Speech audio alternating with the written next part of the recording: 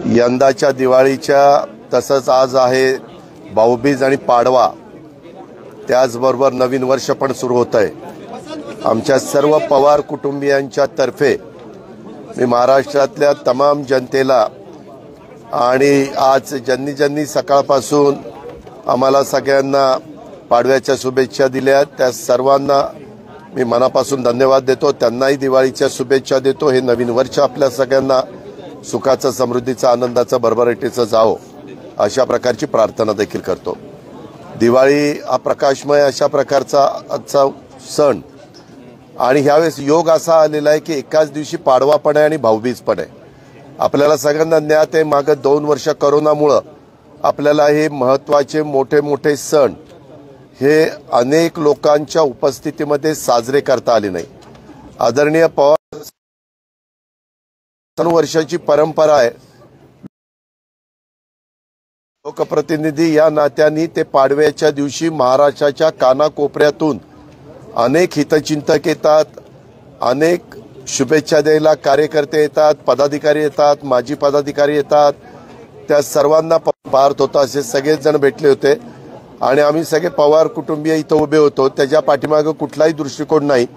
ज्यावेळेस एवढा मोठा समाज आपल्याला शुभेच्छा देण्याच्या करता येतो त्यावेळेस काही आमच्यातल्यांना पण तरुणांना कुतूहल होतं म्हणून काही जण थांबलेले होते। मी, सुप्रिया, रोहित आणि पवार साहेब आम्ही तर चौघं लोकांचंच प्रतिनिधित्व करतो। त्याच्यामुळे आमचा जनतेशी पहिल्यापासून नाळ जुळलेली आहे आणि अशा प्रसंगाला आम्ही नेहमीच सामोरं जात असतो आणि त्यांच्या आनंदामध्ये सहभागी होत असतो। आता पाऊस पण नसल्यामुळे आजचा हा कार्यक्रम व्यवस्थितपणे पार पाडला। आमच्या पोलीस यंत्रणेने पण खूप चांगल्या प्रकारचं नियोजन केलं।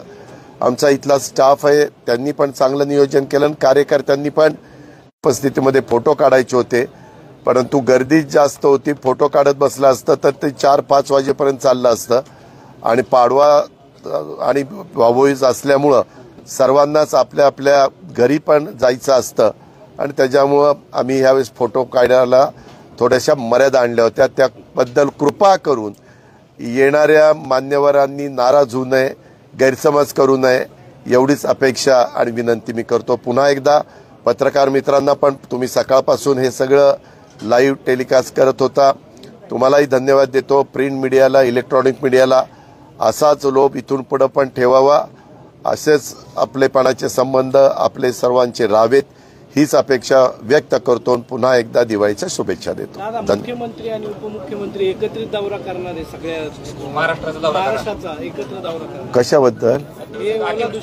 ओला दुष्काळ आता पार दुष्काळाचं वाटोळं झालं। ओला दुष्काळाच्या करता दिवाळीच्या आधी मी स्वतः मुख्यमंत्र्यांना भेटलो, तुम्ही स्वतः पाहिलं, उपमुख्यमंत्र्यांना भेटलो आणि तेव्हाच मी म्हणत होतो की हाताबाहेर परिस्थिती गेलेली आहे। एक तर आपल्या खरीपाची पिकं गेली आणि रब्बीची पण पिकं गेली। शेतकरी अक्षरशः काय त्याला करावं काय करू नये ते सुचत नाही। तो इतका परेशान आहे की विचारता सोय नाही।